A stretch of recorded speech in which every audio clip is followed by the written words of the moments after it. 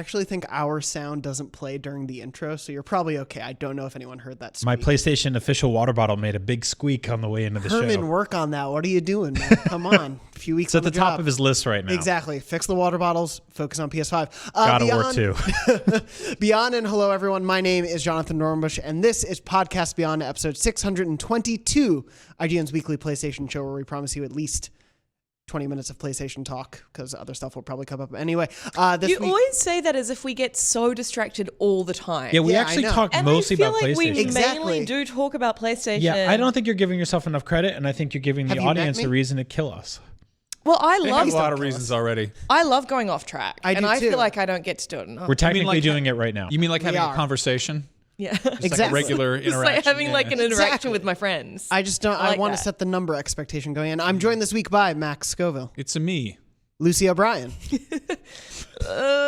Lucio. Oh, that's an actual character from Overwatch, so that joke hell fell was that? so flat. and Brian Altano. Gotta go fast. Guys, this is episode 1 today. Imagine how we're going to be when we record the second episode. Don't worry. Ooh, about when's that the at pod home. race scene? The next one's the romantic one. We're going to talk a lot about sand. Before we get there, did want to It's mention. only because I love you. Oh, that's so sweet. Comment of the week. I want to do this before we begin. Of course, we're trying to highlight a lot of the positivity that's in our comments on YouTube, on IGN, around the web. We have a wonderful audience here for Beyond. We want to highlight that. This week's comment comes from the YouTube of last week's episode, the YouTube of last week's episode. I'm an adult. I wanted to mention this comment from Gilly C. Gilly C said, I watch all the console podcasts, I assume of IGN, including Game Scoop. It was awesome seeing Ryan on the show. The guys even mentioned that the major consoles are playing nicer these days. The future of gaming is brighter than ever. Keep up the great insight, ladies and gentlemen. Thank you, IGN, for keeping my love of gaming as high as ever. We gotta get that guy back on more often. That's awesome. But I just want to ask, last episode that I was not on. Yes. I really hope that the comment of the week was the person in the YouTube comments who said, that elderly Irish woman is the best. I laughed so hard at that. Because it has given me, it does cut me a little, like it cuts me a little, like, Yeah. like there's a little bit of cut there. Yeah. But at the same time, the hilarity of that it just so far outweighs it. And I was just joking, like I just want that as a tattoo now. It's great. Yeah. It's really good. Elderly Irish woman.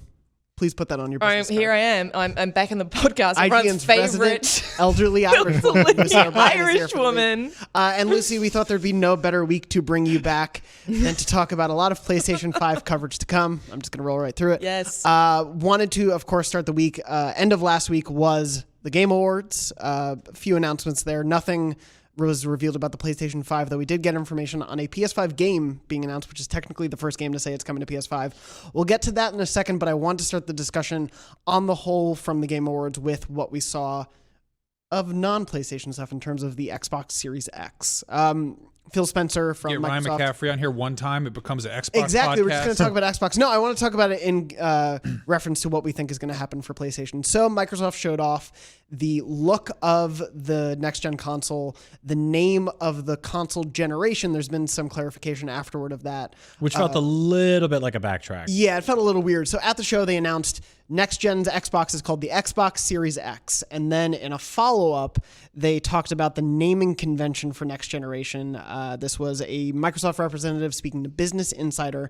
They said, quote, the name we're carrying forward to the next generation is simply Xbox. And at the Game Awards, you saw that name come to life through the Xbox Series X.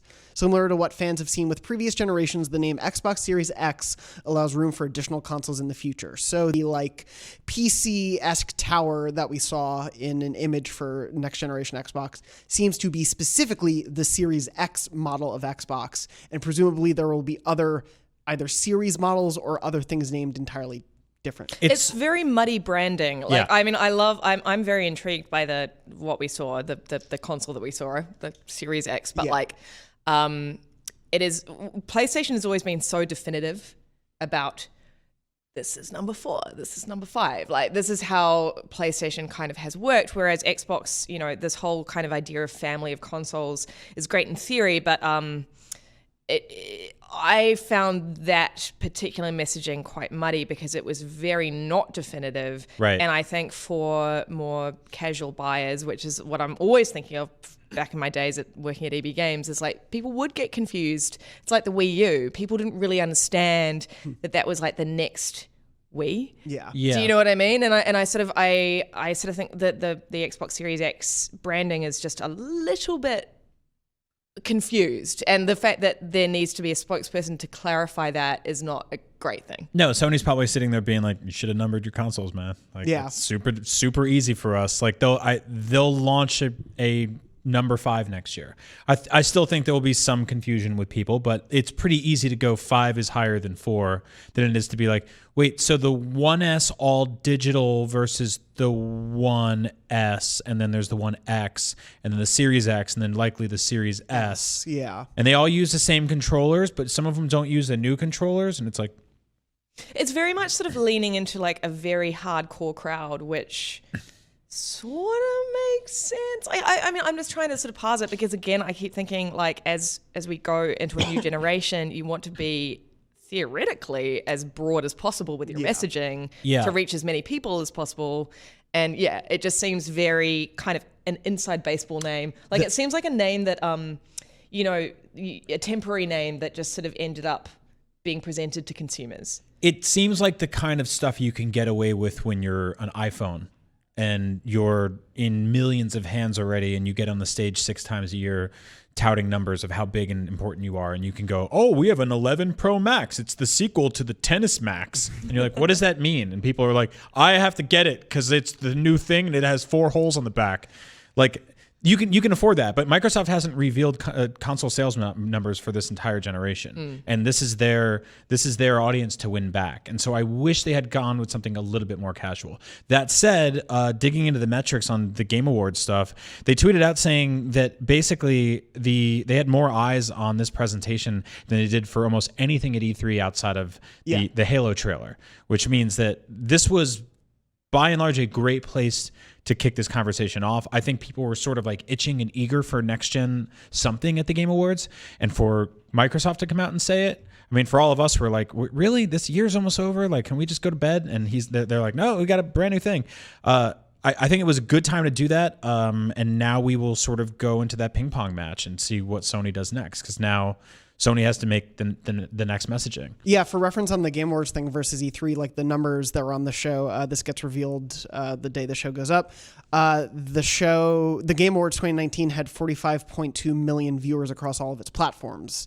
And it had, like 7.5 million or so peak concurrence during the show. Yeah. That is a lot of people to tell, hey, there is a new Xbox coming next year. And I think that Microsoft seemed to be more concerned with telling people there is new Xbox stuff next year rather than saying you're buying the Series X next year. It's also easier to co-opt a stream like that than it is to launch your own in February or March or something like that. Or wait until E3, which is way too long from now. You know? I think people are ready to have that conversation. Like they want to start talking about next gen. They want to know. They want to start saving money, frankly. Yeah, I mean that's a massive part of it, isn't it? Yeah. Max, what did you think about the reveal at the show? I'm still sort of unpacking it. Yeah. I think it's sort of funny that we have this sort of long tail approach to marketing in the same way that during the State of Play we got a teaser for a trailer for Ghost of Tsushima. Half of a trailer, yeah. Right. It was like, it's kind of like, that's that weird thing where like a social media account will drop like, oh, here's like a 10-second teaser for the trailer that's coming on Thursday during Good Morning America. And you're like, that's like a even shorter thing. And in this case, it's for I feel like we have, it's fun to talk about it. It's fun to get excited about it. I think that, Brian and I did a bunch of Photoshops of like different color schemes, because what else are you going to do with a picture of an unreleased box, you know?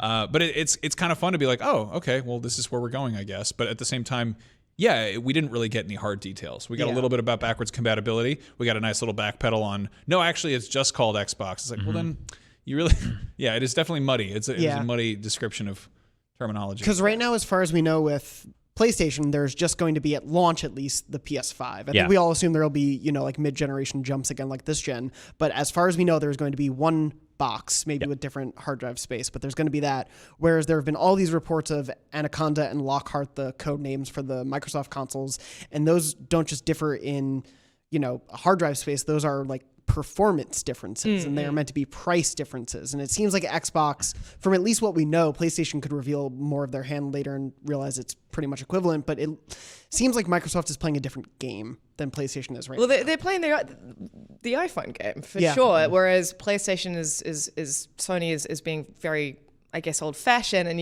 I can only consider the sort of analysis that has gone through all these people's heads. Like, do we have a family of consoles and keep that sort of longevity going, or do we have one console that people sort of buy and that's the console that they will have for the next 5 years? Whereas Xbox is sort of banking on this idea that there'll be variants that will come out, possibly in a smaller time frame.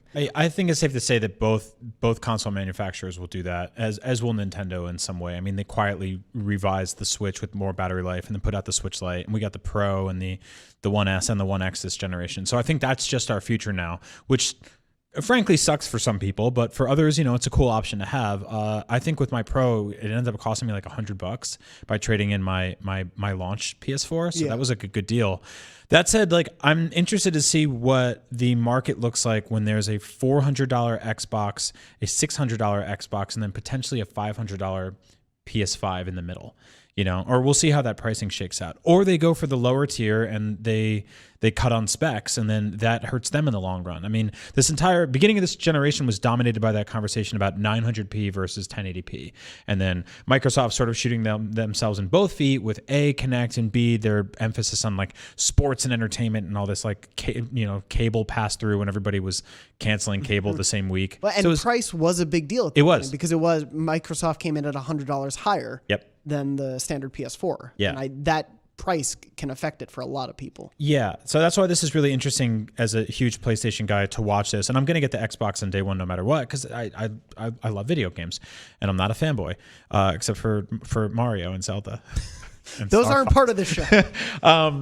And I'm really interested to see how Sony sort of like counters this, or if they just ignore it entirely and just do their own thing.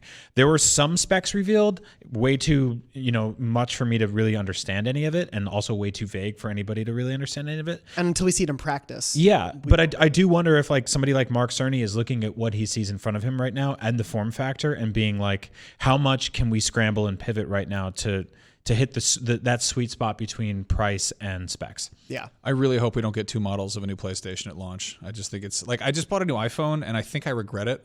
Like I got an 11 and not an 11 Pro or whatever the one with the three things on the front is. And I was just like, you go in there and it used to be like you get like the newer one and maybe you get the newest or maybe you get like last year's, but there's that kind of like, it's almost like a straight sliding scale. But now it's like there's all these different little weird variations, and there's like an inherent buyer's remorse there, where like if you spend all the money, you're like, well, I got this thing that's very expensive, and if you cheap out, then you're like, well, I wish I got the nicer one, and like, well, inherently since the ecosystems for these things are almost exactly the same, like you have this moment on day one of purchasing a device like that where you're just like, oh. Well, yeah, life like is it not doesn't that much better. Like I remember, sort of like that feeling of like having it like the moment after you've had an orgasm. Yeah, it's sort of like le petit mort. Yeah, exactly. Yeah. It's sort of especially and it's just like. I had that when I got the Pro, not an orgasm, but when I got the PS4 Pro and I transferred everything over, I was like, well, let's see what you can do. I mean, it wasn't the same as getting a new console. I had that when it wasn't like when I got a Vita or a Switch or something like that, and I was like, holy crap, this is a new thing. Mm-hmm. Yeah. Sorry, Max, what were you saying? When I got the PS4 when it first came out, it was like, I think there were like a handful of launch games that I'd sort of messed with, and I was like, yeah, they're all right, but it was like, all right, what are we doing?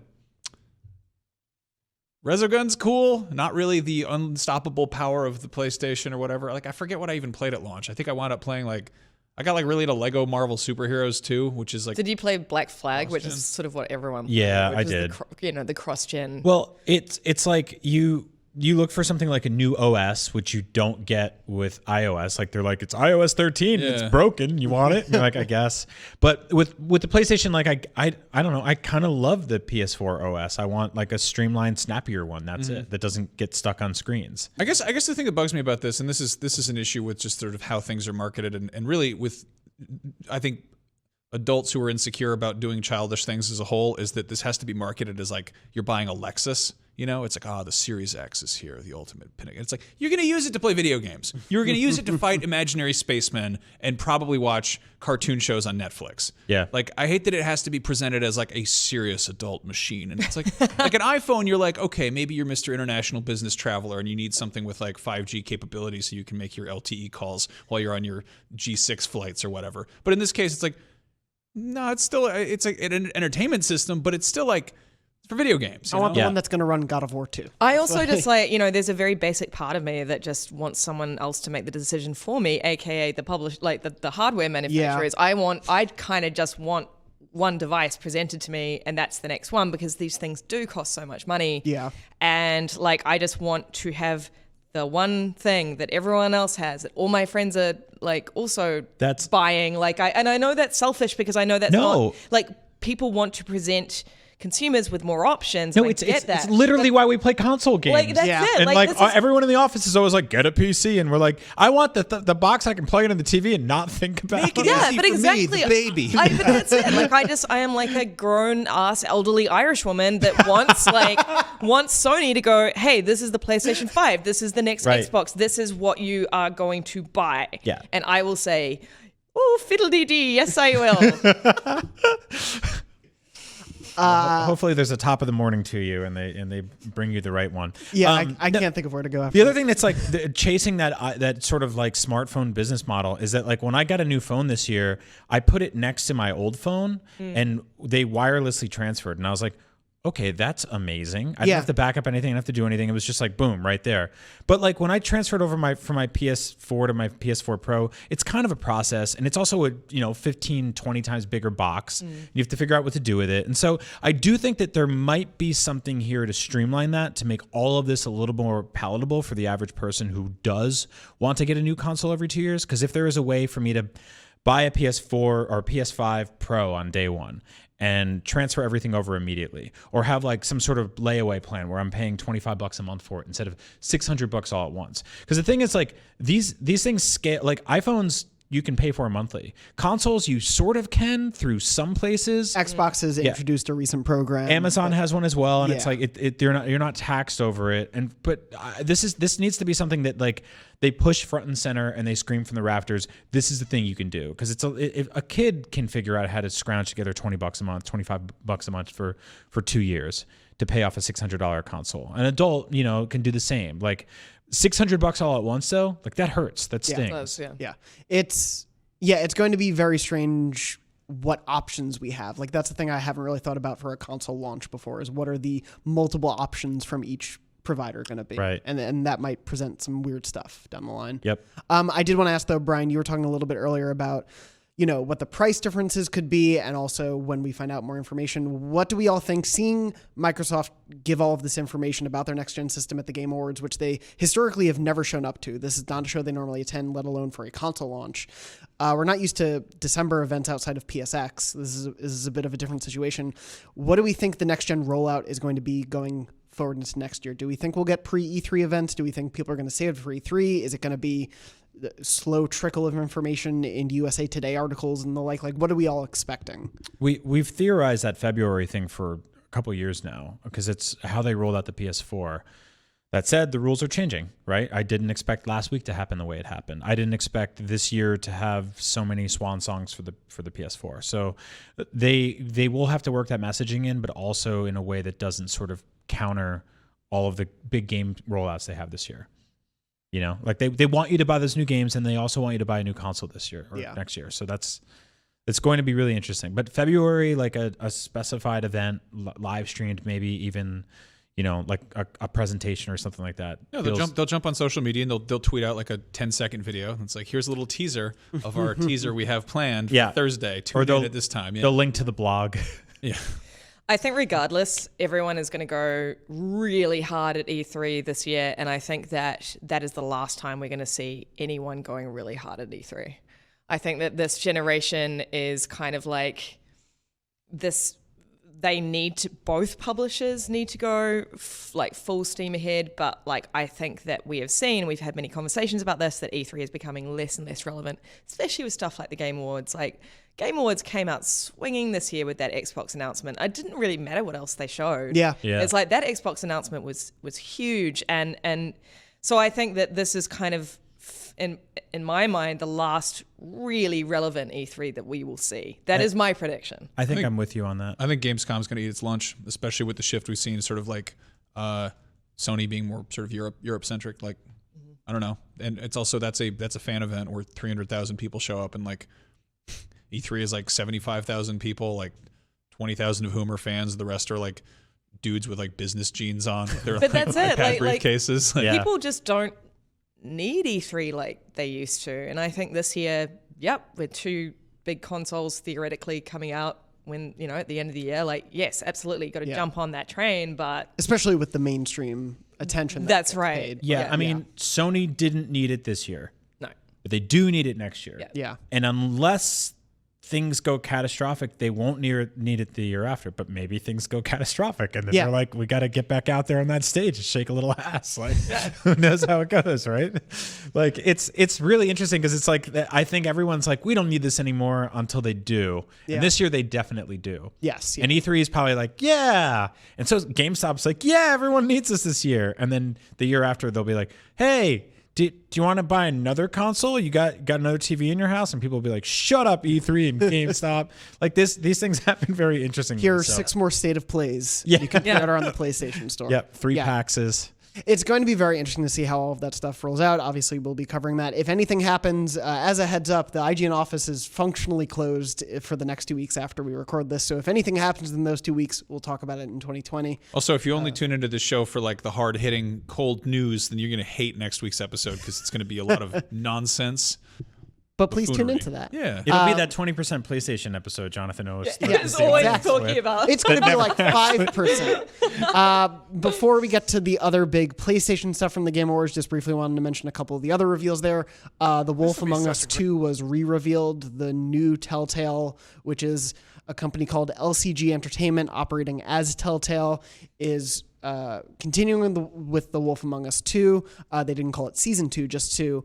They are working with a company called Ad Hoc Studio that was founded and is headed by a few Telltale veterans who first left to go to, I believe, Ubisoft, and then now left Ubisoft to create their own studio and are now working back at Telltale Games. The way I've been describing it is like when Jeff Gerstmann worked at GameSpot, which was owned by CNET, and he put up a Kane & Lynch review that got him fired because advertisers were upset and a Gamergate opened.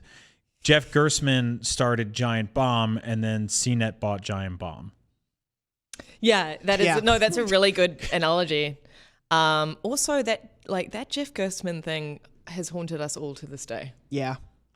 That It's is the still a reason thing. people still think that like we are paid off for reviews. Yeah. Every single time I hear it, I'm ugh. No, it's like literally the one time in history, we've all been doing this for a long time, that I've heard anything like an advertiser being like, But what's actually- going on with that review score? But that's it. The one time. Yeah. I have never heard anything. I've been doing this stupid, ridiculous stuff for like 10 years, and I've never heard anything like that. Anyway, but yes. What about all that money you get from Irish Spring?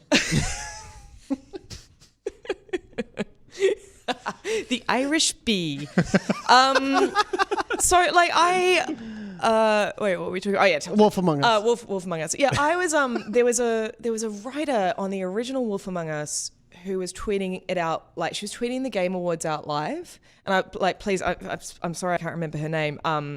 But she, had worked on the original game, and it was really awful to watch her discover that was a real thing in real time. That's a weird way to find out. Yeah. Yeah. Yeah. Because I think, she was tweeting very honestly, and it was very much, at first she was shocked, and then there was, I'm pleased that it lives on, but also this breaks my heart because we had all these great ideas, and it was very much watching her go through this sort of roller coaster. It's a very odd announcement, and I Yeah. don't know if the new Telltale did enough out of the gate to preface what's going on with this. Right. Because Pierre Choret, who was a writer on the original, is coming back as a writer for this. He's part of that other studio.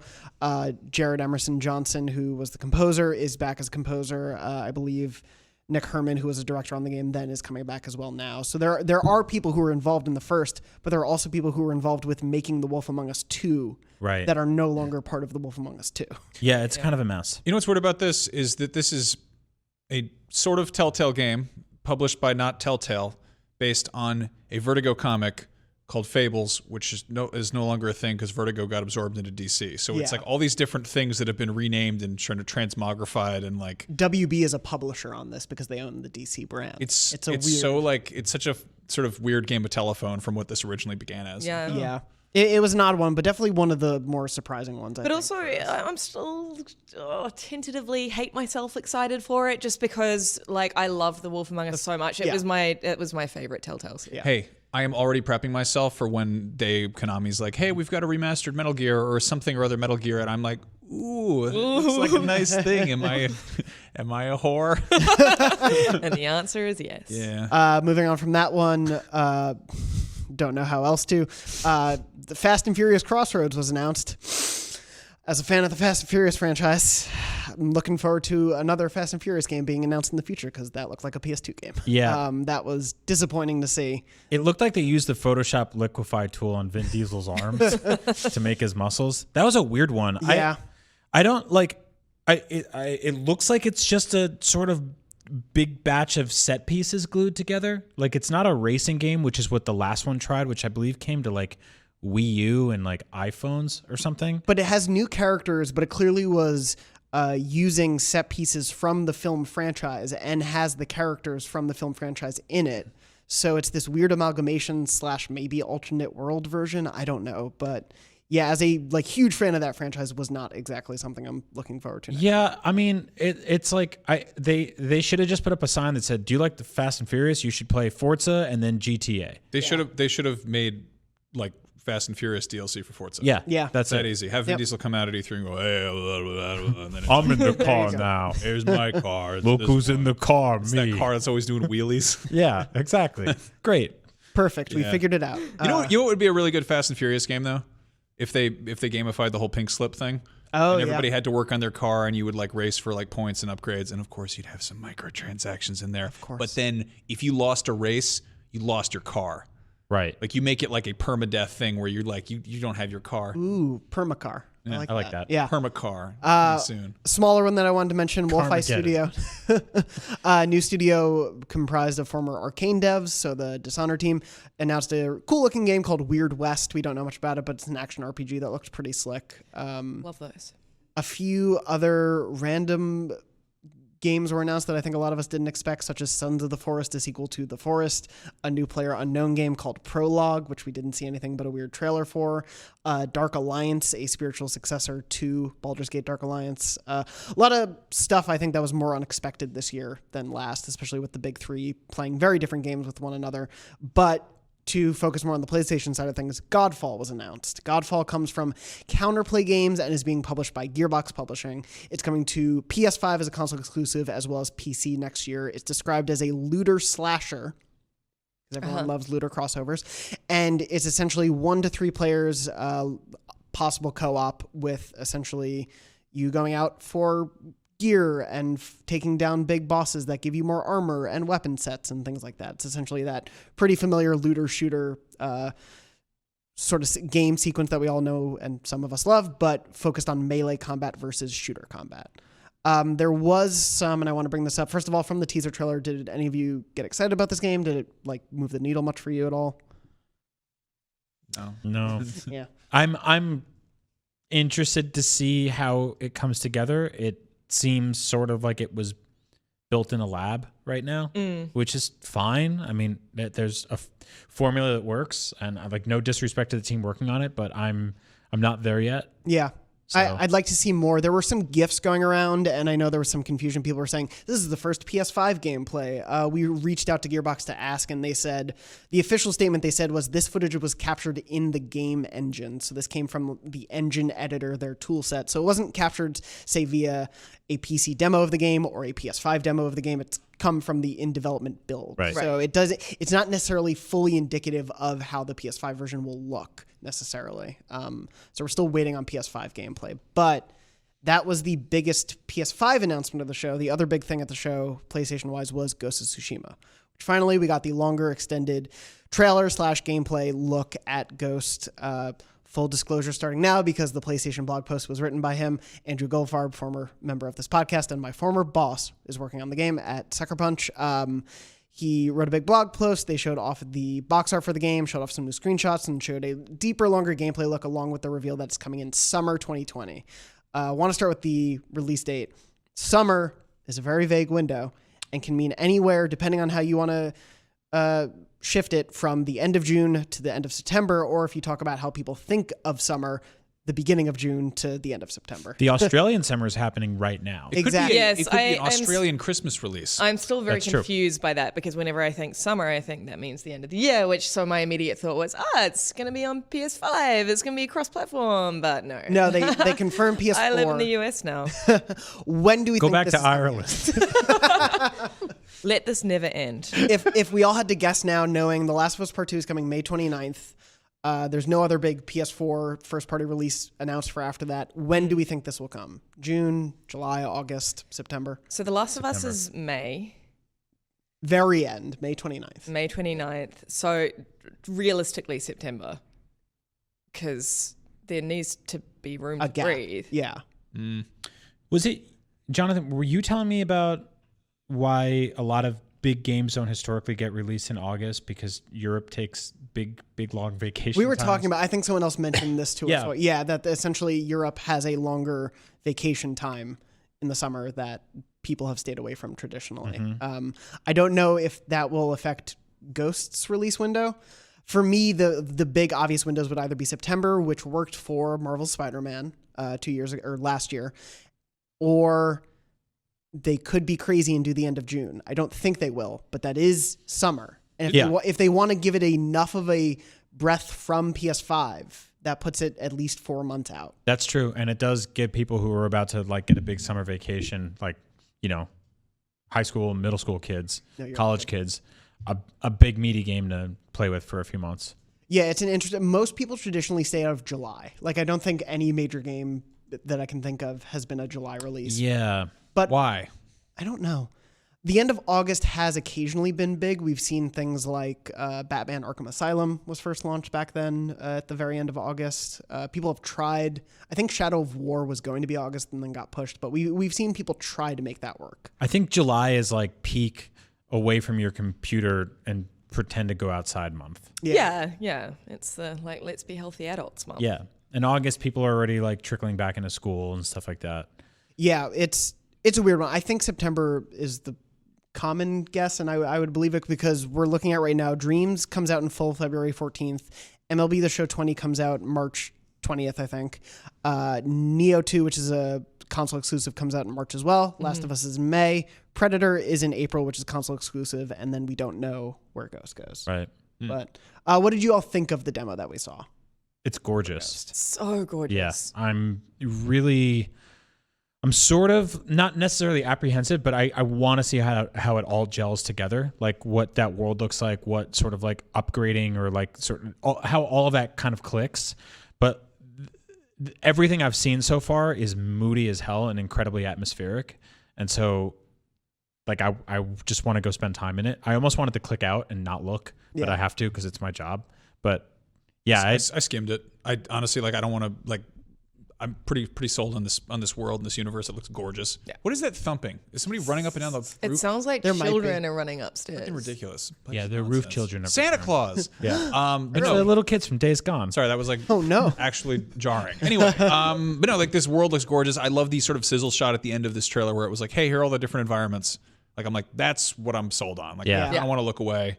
I was I'm weirdly kind of, I'll give the story a shot, but I don't really care about it right now. I kind of want to I want to kind of come in cold and have first impressions properly. Yeah, I don't have much of an attachment right now to the main character or any of the sort of side stuff we've seen. But yeah, that world is just so gorgeous. Yeah.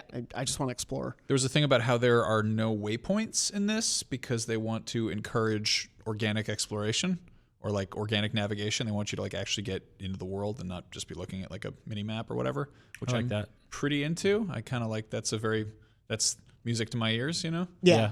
I'm excited to see the way this game encourages exploration, especially with what they've shown of the environment so far. Well, Fallen Order kind of did a similar thing-ish. I mean, there were the waypoints, the bonfires. What were they? Oh, the meditation points, Right. I guess. Yeah. You know what I mean? It's just in my mind, it's just a bonfire. Yeah. But like, and the map was kind of fundamentally broken in that game, and like you very much were exploring based on your own understanding of the world and your own memory. I loved that. What's a game you guys think you looked at the map the most? Because I think it might be Horizon for me. I spent so much time on that screen. Like every time I was like, how do I get over this rock? I don't. Map. Red Dead Redemption for me. Oh God, Red Dead Redemption 2. Like that, like the world was just so enormous. I had my map open pretty much all the time. Yep. Technically, Wind Waker, because you had to keep finding all the parts of the map. And it was so much open space that I wasn't sure if I was going the right direction sometimes. I love that game, but I was constantly double checking that map. This has been a weird year for maps between Jedi Fallen Order's neat idea in world but not in practice. Map. I hated it, and I say that with full love for this game. No, yeah. My god, that map was so dumb. Yeah. I was just like, yeah, cool. Like this is a great idea that someone had at the beginning that like people should have gone, yep, cool. Like that's a great idea. Let's iterate on that or throw it away and like go with someone else's idea because it was so bad.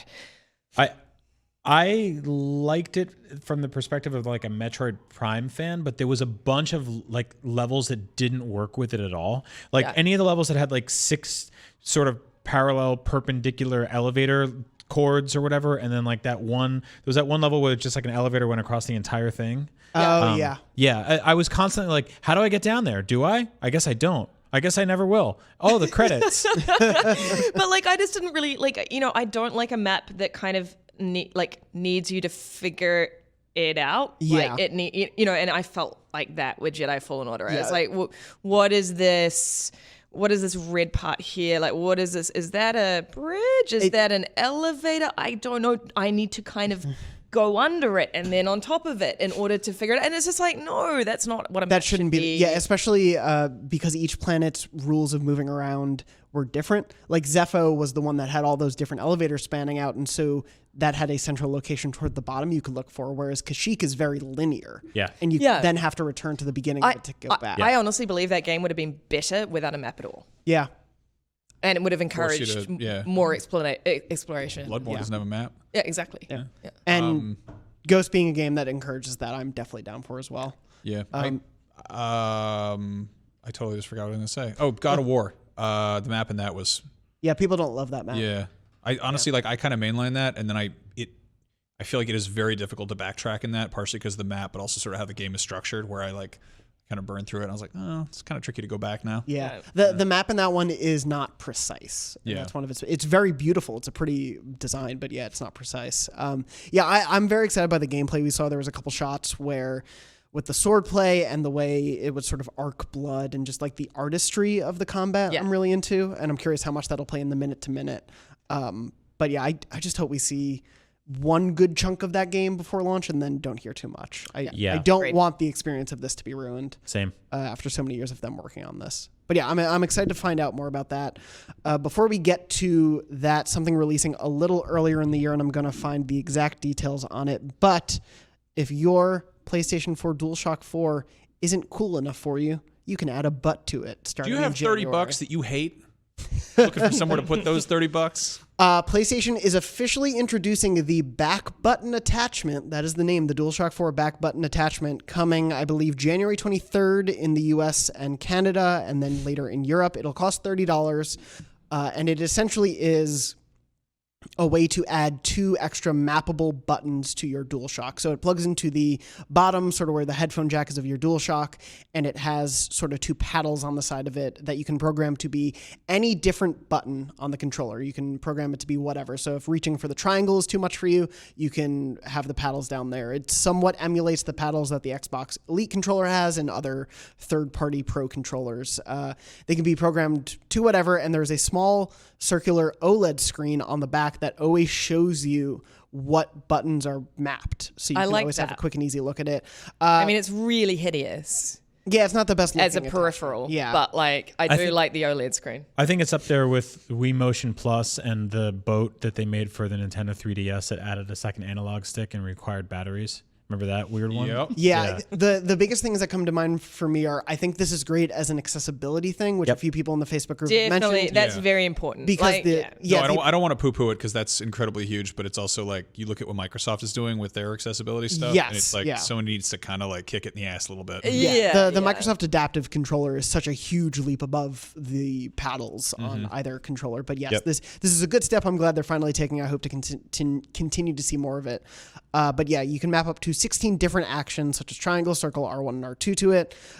They provide feedback, so if they are bumpers or have some sort of resistance, you'll feel that in there.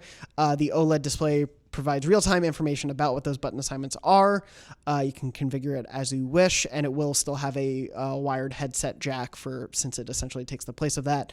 The biggest thing, other than I think it's great as an advancement for more accessibility, is boy, this is going to make the battery life even worse on the DualShock 4. Murder it. Like the fact that it has to now power a small OLED screen is like, Yeah. what? I know, yeah. But hey, I mean, on the bright side, OLED is like a high quality screen for a thing that will say buttons on it that will face away from you. Yeah, that If confounds my fingers me. had eyes, they would be so happy.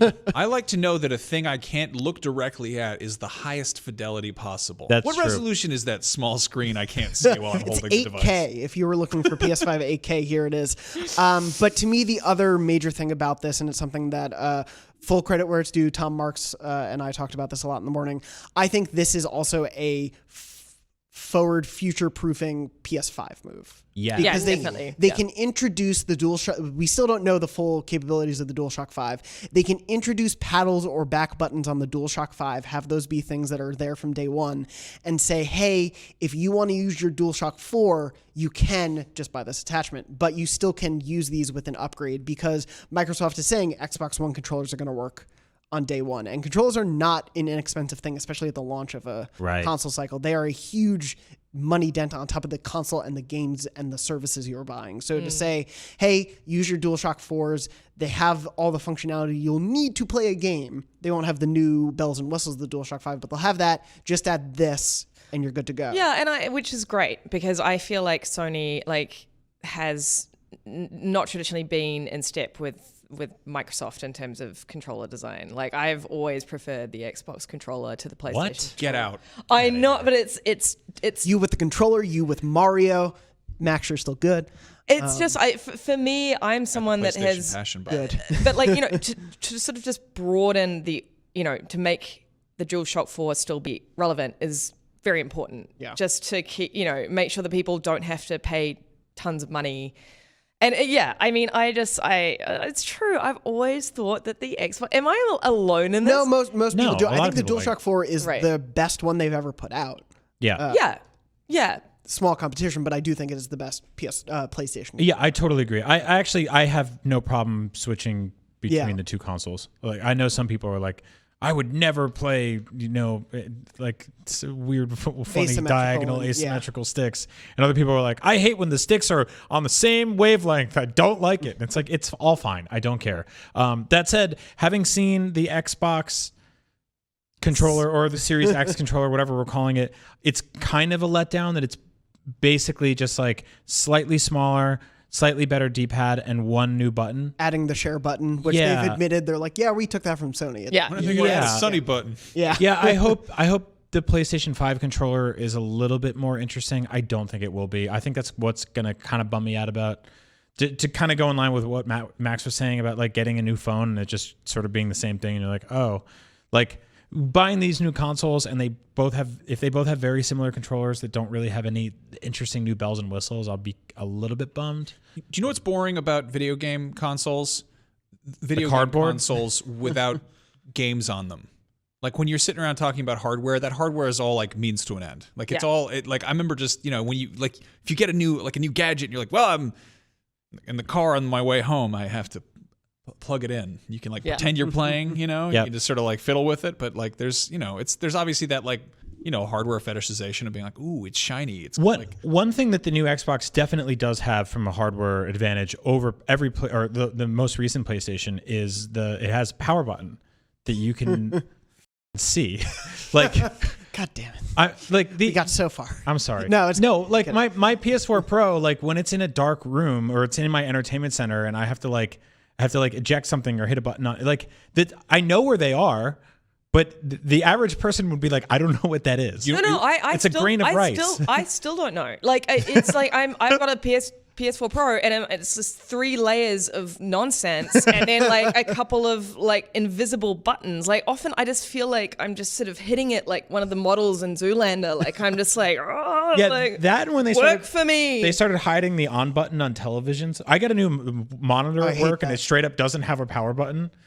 And the thing is like Xbox has shown. I'm sorry, I'm coming off as a real Xbox fanboy. Like I love both consoles. I've had both consoles my whole life. Every fanboy says that. But like I think Xbox has shown that you can have a visible power button that also still looks sexy. And also, it makes a little chime. It does. Have you seen the Xbox? Oh, I turned that crap off. Have you seen the Taco Bell one? That Oh, plays yeah. the Taco I Bell unboxed noise. it. Yeah. I want that to be a feature with next gen. It's the dumbest thing.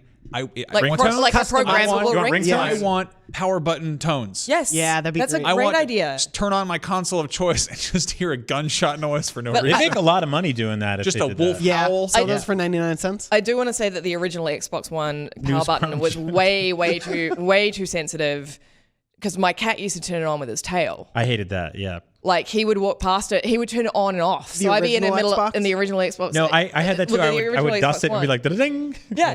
That happens with the base Xbox One for me. My dog will No, like that's what I mean. sniff Like, it. is it Yeah. the base Oh, the Xbox Xbox One? Sorry, I Yeah, thought you yeah, meant yeah. original Xbox. No. That like static sensitive like non-button button is up there with blue LEDs as some crap that somebody thought was the coolest, most futuristic thing that is actually a pain in the ass in the long run. Yeah. I don't know. I have a thing against blue LEDs because you ever have like one like charging cable, Yeah. and you have it on in a dark room, and you're like, oh, I can see in the dark now. Yeah, if they do programmable jingles, we should put News Crunch on the store. Absolutely. But yeah, I don't even know could where think we of got so many to. worse things. Oh. I could too, but we'll get there eventually. Anyway, I do think this is a great, start for them to focus more on accessibility, and I hope we see more of that in the PS5 generation because, Max, as you were saying, like, Xbox knocks them out of the park when it comes to accessibility, and I hope think accessibility is great. I think paddles are also great. It's just funny to talk about paddles. the top two, yeah, paddle. It's a weird name for a button, but that was The a bit Wigglers.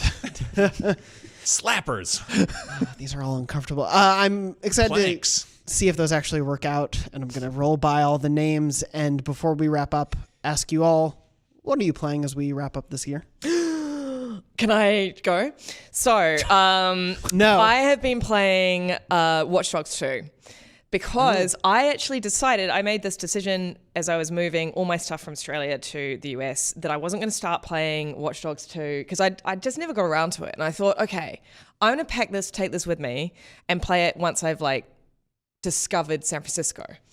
And it was so worth it. It was so worth waiting. Like, I have never experienced in my entire life, I didn't play Forza Horizon, blah, blah, blah, which was set in I thought you were an Xbox fanboy. Gold Coast or something. Good to have you back. We did it, guys. So this is the first time I've ever played a video game that is set in a space, in a city that I know. Yeah. And it's wild. It's so Isn't it much great? fun. It's so great. Like, I just hung out in Dolores Park where like I spent a bunch of summer this year, like, in the one spot where we always go and have our White Claws because that's who we are. Because it's 2019. Because it's 2019 and that's what we do. And it's just, it's amazing. Like, I haven't been playing enough to like go, to where my apartment is and stuff like that. But like just wandering around the central city and it's just been such a thrill. And like, I just can't wait to jump back in. And like, I was telling my girlfriend this, I was like, I was driving down over the Golden Gate Bridge and she was like, you can do that in real life. Like, that is like something you can actually, but like there is like, Not with drones with guns and stuff, though. yeah. There's a novelty and like a joy to Hack the planet. There is, I think, fairly accurately recreate my commute in that game, which Yeah. is just the weirdest thing to be like, I'm going to reenact my ultimate fantasy, which is commuting efficiently and just being like, I'm speeding. This isn't like a $27 Uber. It's like, a cool. basically a bizarre fever dream version of San Francisco. Yeah, which 'cause I've come to realize, yeah, considering how fast entire neighborhoods just like vanish, Yeah. and so you can go from like what would be Hayes Valley to like the Richmond and skip right over like basically the most of the hate and like Panhandle and a bunch of other stuff. It's kind of fascinating. Like there's like chunks of the marina and there's like Ocean Beach. I've been really like kind of itching to play that game again. Now that you're talking about it, But I'm like, please do, yeah. like please do, because I want to share stories. Like I kind of love how the Tenderloin is just like one small kind of avenue, like one small street full of. I mean, they didn't want to bum us out. You know? I know, but it's like having spent a great deal of time in the Tenderloin, I'm like, oh, this is very condensed. Weirdest thing about that is having lived in San Francisco for like a decade or more now at this point, and playing that game and then finding things that I'm like, they make this up for the game, or is this a real thing? And then poking around and being like, oh, that's just a thing I've never seen. That's here. Like there's an accurate, realistic depiction of some weird little neighborhood that I've just never been to. Right. Yeah. And being like, I guess I should get out more, you know? Yeah. Yeah, But instead like I just play the game and reenact my commute. You know? but for me, you know, it's in November. It marked a year of me living over here, and so this birthday. kind of feels. Thank you. This kind of feels very. You feel like it feels like it was very much the right time for me to play this game. Yeah. I'm dying to get back into GTA 5, which is another weird one like that. I lived in LA for like a very brief minute, and I've got family down there, and there's like certain areas that I'm like very familiar with. That game is like when you dream a place, and it's almost that. It's Right. just slightly different from reality, and it's like the amount of like weird little details they threw in there and just kind of remixed how like specifically sort of the Santa Monica, Venice, West Side area is just like freakishly. Like their attention to detail on that is bonkers. I played True Crime Streets of New York when I lived in New York. And that's an interesting one because that is an actual, like at least structurally, a one-to-one recreation of Manhattan. Like it is the grid perfectly. It has Alphabet City. It has like the weird cone in when you move up. It's not fun. Yeah. Like driving around, like It's too accurate. It's too, because it's just like you're just driving around a grid and it's not interesting at all. Right. Like I completely understand why people truncate major cities and do like fever dream versions Well, of like them. Spider-Man changed some things Yeah. around to benefit the story. Yeah, that was the weird thing. For me, that was The Division, because when the first one came out, it was set in New York. I was living there. My apartment building in Stuyvesant Town was a safe house in the game. Mine was a closed down pizza joint. Perfect. Yeah, I used to live on 27th and 3rd in Manhattan. Yeah. I went to find my apartment and it was like, okay, I'm okay with this. But it was that funny thing because I started on the other side of the city, Yep. and I had to just walk across town. I'm like, oh, this is as unfun in here as it is in real life if Yeah. you're just trying to get somewhere. Yeah. And yeah. When it's too close, when it's exact, it does take away a little Yeah, bit. because like living in this world is frustrating and exhausting, and like no one wants to actually like that's why- experience a one-to-one Why I version. play video games. That's yeah, it. because they're new and cool and they weren't designed by dumb men 70 years ago or whatever for horses, of all things. Preposterous, really, if you think about it. Somebody else talk. Max, what have you been playing? I just wanted to see you just keep going. Just getting all revved up about the horses. I'm still playing Resident Evil 2. I keep going back and forth about that. I'm playing the sort of Leon's campaign or whatever, the sort of second half. I started that game, or I played the first half in good old-fashioned 1080p on a standard definition or standard HD TV, and now I'm playing it in 4K with HDR, and that is a different game. Because suddenly there's like stuff in the darkness you just straight up can't see. And then you go around a corner and it comes out and it bites you in the neck and you put a grenade in its mouth. Surprise, it's a zombie. Resident Evil. But no, I'm just chipping away at it. It's like I keep going between being like extremely excited about some new thing I hadn't seen before and then being extremely frustrated that I have to backtrack and go like, oh, it's the police station again. Or, oh, I'm back in the sewers. And it's like... Are you playing Yeah, it's a weird one. as Leon or Claire? I played Claire the first time and now I'm doing Leon's stuff. Right. And so he's just, being like like weirdly irritated by things. Son of a Just, I love his What reactions. the? Yeah. Honestly, All the this is puzzles like, I have to be doing again. This is crazy. I'm doing things- the chess piece part again, which is just like, yeah. shut up. one of the things I really want to get rid of in horror games, period, is just anyone saying, what the? You can say it once. You can say it once when you see like the first monster or zombie or whatever. You can be like, what the? Like, what the hell? Like, there's a zombie here. 4, 5, 6 hours into the game, when you've encountered like a million of these things, you shouldn't still be being like, what the? It's like, this is the 80th one you've seen. It's also dude. like Leon does that for like a third of Resident Evil 4, and it's like, this is your fourth one. Like, you specifically have done like 2 or 3 of these, and he's always like, what the heck was that? You're like, you know what that was. It's fine. I'm You already know there. exactly what it was. Yes. You've encountered it millions of times. Exactly. Oh, it's so infuriating. It's one of those like I don't know about you guys, but like those these little tiny things in video games that just agitate you so Have much. you met the PA system woman in Watch Dogs 2? Pull over! Oh, the Pull over! pull over to the side of the road. That's like my favorite. Oh my God, my they didn't favorite patch video her game, out. yeah. It's just one woman is inexplicably louder than every other part of the police Do department. you know, I did considerably less crime in that game than I would in other crimes because of that woman. Yeah. And it worked. Yeah. It's Yeah. amazing. That was the I love intention. that. Brian, what have you been playing? I've been playing a lot of Ashen, which has been like, we talked about it recently on the show. Yeah. And I think that's why I kind of like poked around at it. And we've been doing a lot of like Game of the Decade stuff and sort of, recounting like our favorite big games in the last 10 years. And I've had a lot of excuses to talk about Bloodborne. And so I jumped back into Dark Souls 3 and played a couple hours of that. Finish that? No. Neither. Yeah. So I started all over again. I got stuck. Oh, I know. poor me. I probably did too. No, I went back in to keep playing it, and I love it because it came out after Bloodborne, and so it has a lot of the same sort of DNA. The music is completely in line with Bloodborne. The world sort of feels a little bit more like it. The combat's a little snappier and quicker. But then I went into Ashen, which is a sort of like Souls light with sort of a different structure. It doesn't have a level up system per se, but by doing quests and by finding items in the world, you level up, and that's totally something that appealed to me right now because I'm like, well, I could grind and I could die 100 times, or I could like specifically go from point A to point B and just level up. And on the way, I can find like some weird crow feather and get more health forever. And I really, really dig it. It's sort of like a Souls-like, but stripped away of most of the horror elements. It's very sort of minimalist in terms of presentation. I don't really know how to describe it. It's sort of dusty. It's not really twee. It's just kind of like, it's low poly, but in like a really efficient way. Yeah. And the combat has the same thing with like a stamina meter, and like, you are sort of nudged to explore new areas that you haven't been to yet, and then die and then return. You unlock fast travel pretty quickly, and I keep hitting my head against a wall in it, and then just like putting it down and coming back the next day and playing for an hour and just unlocking tons of stuff and having it click.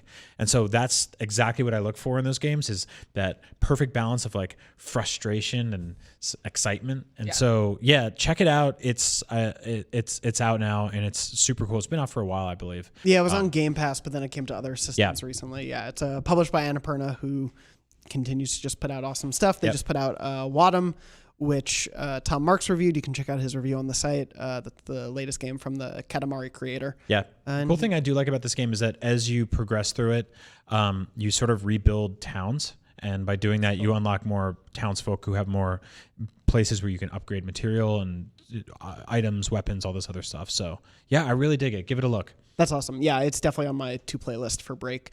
Before we wrap up, want to do one memory card story. Memory card, of course, is our weekly segment where you, the listeners, viewers at home, write in with your funny, weird, happy, strange, whatever stories of your gaming life. We read those out on the show. Every week, you can write into beyond@ign.com with the subject line memory card, and we'll read those out each week on the show. This one is actually a follow-up to a previous story we had, I believe it was on last week's, where we were doing a few memory cards of people who wrote in about their favorite games from each generation. Someone wrote in about playing games with their brother. Sam wrote in about that. His brother Jake wrote in with a follow-up story.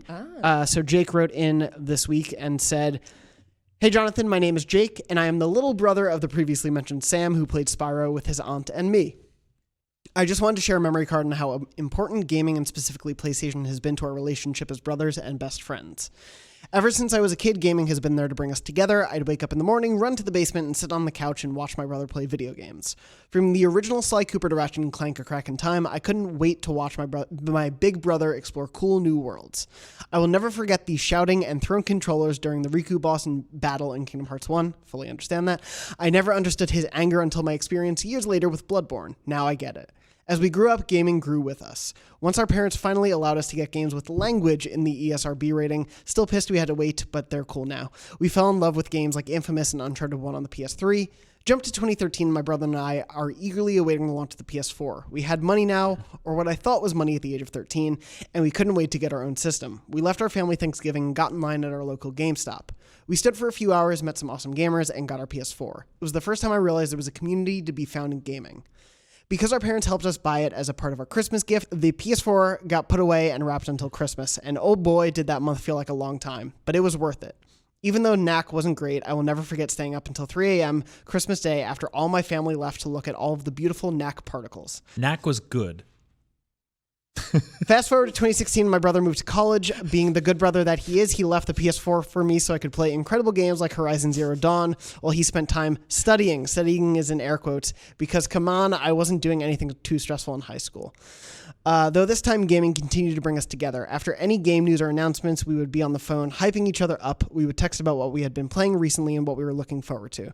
Now in 2019, we go to the same college. When we work out, we plan conversations around video games, like pitching 10 game ideas. Last run together, we pitched new game ideas back and forth, like a Watchmen game from Rockstar or an original horror game in the underground tunnels of Paris. Ooh. We were inspired from you and talked about our games of each PlayStation generation. I know this is long, cut out what you need, but I just wanted to emphasize what gaming can do. It brings people together, it gives us community, and an imaginative world to get away from the negativity of today. I can't wait until I'm 80 and still talking about Naughty Dog's new game with my brother. Podcasts like Beyond help teach me what gaming can be and what it can do. Beyond is a beacon for positivity, fun, and community in the world, and you guys should know that. Anyway, That's really sweet. thank you so much for writing in. I love that was a family follow-up. Double brothers. That's awesome. Yeah. If you have a story that you want to share with us, or you are the family member of someone who has shared a story, write into beyond@ign.com with the subject line memory card, and we'll read those out in the weeks to come. Without that, again, this is our last week in the studio and at ign.com until the new year, effectively. So when big things happen, we'll talk about it next year. But thank you all so much for joining me for this episode. We'll be back with some fun stuff for the holiday. But in the meantime, you can check us out on IGN.com, YouTube.com/IGNBeyond, and your favorite podcast services around the world every Wednesday at 3 p.m. Pacific. Of course, we are producing a bunch for IGN.com and YouTube.com/IGN, so check all of that stuff out.